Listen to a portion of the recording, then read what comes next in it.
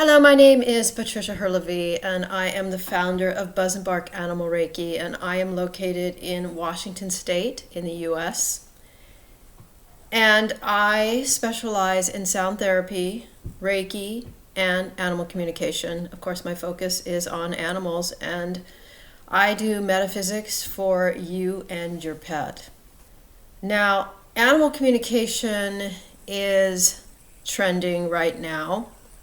We know it as pet psychics, pet whisperers, but animal communication is a lot more than that. So I'm going to be giving you a presentation in how you can communicate with your pet, at least the basics, and let's get started.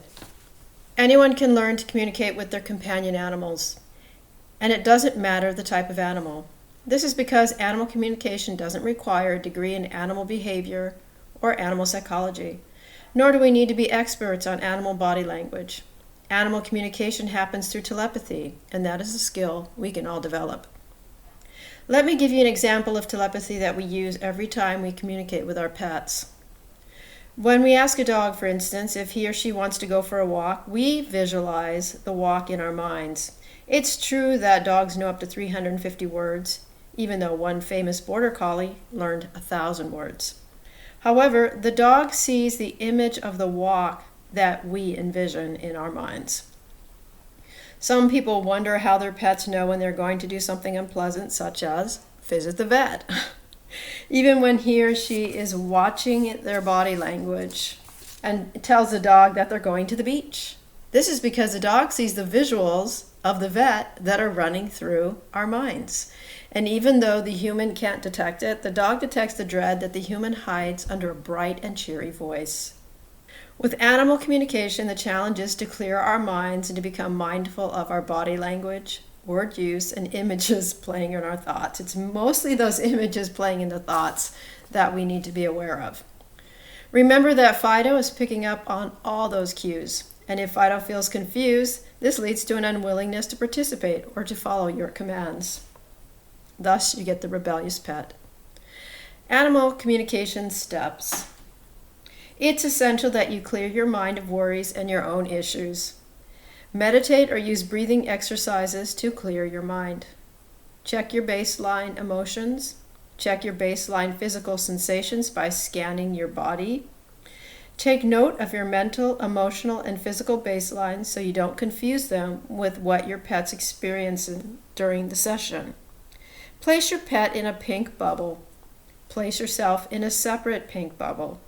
Take some deep breaths. Make sure that your pet is quiet and resting, at least for the first session you do with the pet. Then ask your pet if he or she would like to communicate with you. Tell them what the topic is. Then ask your first question. Stay calm and allow sensations, images, and words to come through from them. It's best that you keep a notebook to jot the images in conversation. The first session will last around 5 to 10 minutes, maybe even less. But then you'll gradually increase the time as you develop deeper concentration skills and they get used to you communicating with them. When you feel this session winding down, either you become restless or the pet does, end the session and thank the pet. Your attempts will feel awkward at first. Your mind will tell you you're making this stuff up. Your pet might not sit still for an entire session, and younger animals, such as puppies and kittens, will choose to play with their toys rather than engage in a restful situation. However, communication happens on the soul level, so it's still happening even if the animal is running around the house. I know when I started taking courses and practicing communication with animals, my mind kept drifting off to my daily worries, or I noticed my own sensations and not those of the animals. And this led me to experience confusion as to what belonged to me and what belonged to them. The other thing I witnessed is that animals do not communicate in the way that I thought they would. I figured a dog would talk to me from a dog's point of view and not be something I could relate to, and that wasn't always the case. I once asked a client's cat about his views on spirituality, and he waxed on about number sequences, which I know did not come from my mind because I'm not mathematical. The client was disturbed by the information and said that I made it up because of my colorful personality. I assured her that wasn't the case, but I still felt discouraged by that session, which was one of my first sessions. A raven I named Randy tricked me as well. When I communicated with him about his behavior of killing my friend's hens, Randy, the raven, said that he and his flock would never do that again. And then a month later, Randy killed another hen. My friend was furious, of course, and I felt disappointed. This brings up that because we are communicating soul to soul with the creatures, animal communication works with creatures wild and domestic. And I don't know exactly how it works, but the frequency of thought somehow is interpreted into a language our human minds relate to. And we know this by the results of the animals changing unwanted behavior or finding peace prior to their death. Another client asked me to communicate with her cat during the final stages of his life. She wanted to convey her love to the cat and asked the cat what his final needs were. Did he want to be euthanized or was he going to die on his own time? And this, of course, is a question that humans most deal with when it comes to their pets when they're undergoing health challenges or old age. It's also a challenge for the animal communicator since we don't want to misinterpret this important information, which is basically a will and testament of the animal. It's a delicate situation that must be handled by an experienced communicator. However, a human bonded to his or her animal can also listen inward during meditation. This brings up some tips that we can use for communicating with our pets. So spend more time in the natural world with or without your pet. When you spend time in nature and leave your phone and other devices at home, you are able to tune into the frequencies of the natural world. So you find a quiet spot and you absorb all the rhythms around you. You delve into the elements of air, water, warmth, and the earth. And as you attune yourself to those frequencies, you're also attuning yourself to the same sensations and the same experiences or similar experiences that the animals have, because they are very close to nature, even if they live in an apartment building. Meditate and scan your body. Make it a habit to quiet your mind by meditating often, and during this meditation, scan your body so that you discover the baselines for your physicality. Do you normally have a stiff neck or back? Is there pain in your knees? Does your face heat up often? Are you normally lightheaded? Do you feel buzzing in your ears? Do you get buzzing in your feet? What are the sensations that you would normally get even when you're not meditating or communicating with your animal? Likewise, scan your emotions and thoughts. Also observe your baseline emotions. Do you often feel anger, sadness, or are you suffering from anxiety or depression? You don't want to confuse your moods and emotions with those of the animal. It's too easy to project our emotions and our own thoughts and our physical ailments onto an animal. In some cases, pets do experience similar ailments to their human companions, and this is because they do it out of compassion that they feel for us. Pets also carry our emotional burdens, such as during a death of a family member, illness, or divorce. Animal communication can help with this as the human conveys to the animal that the animal doesn't need to carry those burdens. While the human appreciates the emotional support of the animal, it's not the animal's karma or dharma to carry the human lesson. This is a relief to the animals, especially dogs who are known for loyalty. When is the best time to use animal communication? The most obvious use of animal communication is to address unwanted behavior in an animal, such as biting, scratching, barking, digging holes, chewing furniture, destroying the carpet, running away from home. And most of my requests thus far have been for animal behavior. Now, some of that animal behavior can be violent and aggressive toward people coming over to the house.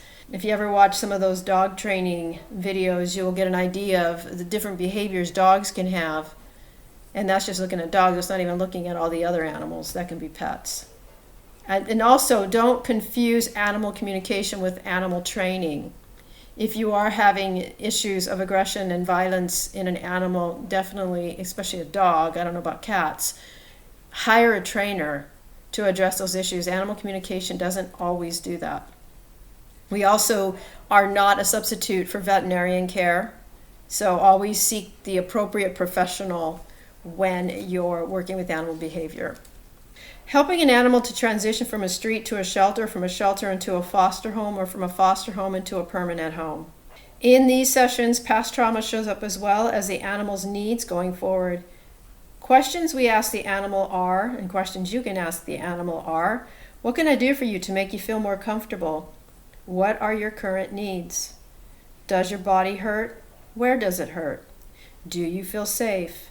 Do you feel loved and cared for? What will make you feel happy? What will make you feel at peace? If the animal ended up in a shelter after the death of his or her human companion, allow the animal to talk about his or her relationship with the beloved person. In the same way that a human grieves the loss of a loved one, animals also grieve the loss of loved ones, other animals and humans. We have seen this especially acted out in the natural world with elephants and crows, for instance, holding funerals for their flock or herd members who died. With domesticated animals relying on us humans, they see us as their pack, flock, or herd.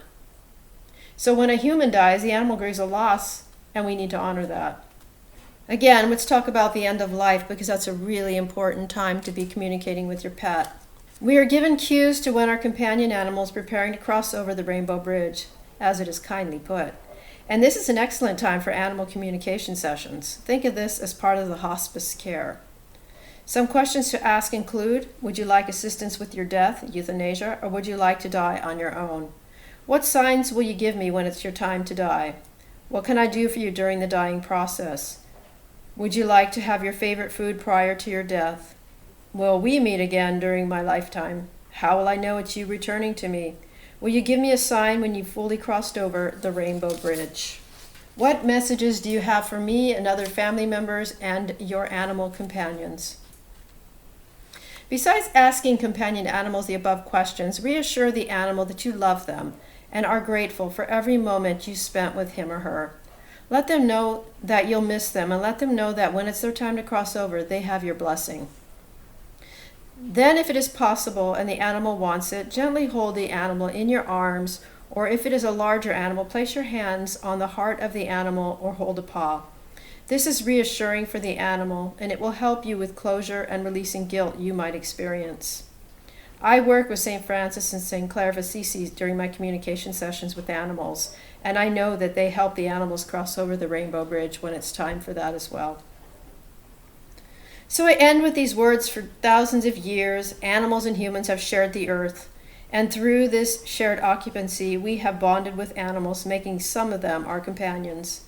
And just like with our human companions, clear communication between us and our animals play a crucial role in our lives and our development for both them and us.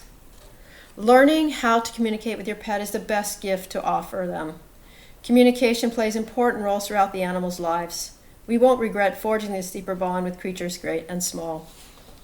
So again, my name is Patricia Herlevi, and I am the founder of Buzz and Bark Animal Reiki. In conclusion, I want to also mention that we can bond with animals using music. And there are many different CDs out there, especially for dogs and cats, usually for calming anxiety. But I know that when I was fostering a dog named Sabaka, he really liked J.S. Bach music. And I was able to sometimes sit with him, or sometimes when he was in the car, he would be listening to the music, and we could bond through the music, through the love of the music. And in his permanent home now, he still continues to listen to Bach with his people. So music is another way that you can use for communication. And other ways you can communicate with your pet can be of more of a deeper spiritual nature, which is beyond words, such as going to a mountain that you both love, or going to the beach you both love, and just sitting there and watching the sunset together, or doing things that you both love, and then you can just feel the energy coming off each other. And as you get better at animal communication and you go beyond words and it's more of a meditation where you can actually meditate with your cat, meditate with your dog. I know people who do yoga and with their cat or their dog. So whatever you can do that is more peaceful and calming for you and the pet, or maybe more playful, always think about how it is from their point of view. So if you're going to be in a loud environment, that might be enjoyable for you, but it might not be enjoyable for them. So that's another time to communicate with your animal. Ask them if they like going to the park when there's music playing in the background. Ask them if they like being in a crowd. They may actually surprise you and tell you they don't like it at all. So try to find out what it is that they like, what kind of foods they really like, what kind of experiences they want, and try to do more of the experiences that they want to do rather than the ones that the human wants to do, and then the animal going along with that. Now, dogs are in that situation where they're taken everywhere. They're kind of a portable pet, whereas rabbits, iguanas, cats are usually going to stay at home, so they don't usually have those experiences. However, if your stereo is too loud in your house, or maybe the news is disturbing, all of these things are, you can ask your animal if those are bothersome to your animal, and then make adjustments in your home that can make it more comfortable and welcoming for them. So again, my name is Patricia. I'm with Buzz and Bark Animal Reiki, and my disclaimer is I'm an animal communicator and Reiki practitioner. I am not a medical doctor. I'm not a dog psychologist. I'm not a behaviorist, and I'm not a dog trainer. So if you need help in those areas, please seek the appropriate professionals. Other than that, I hope you enjoyed this presentation, and I enjoyed giving it to you. So thank you, and have a wonderful day with you and your pet.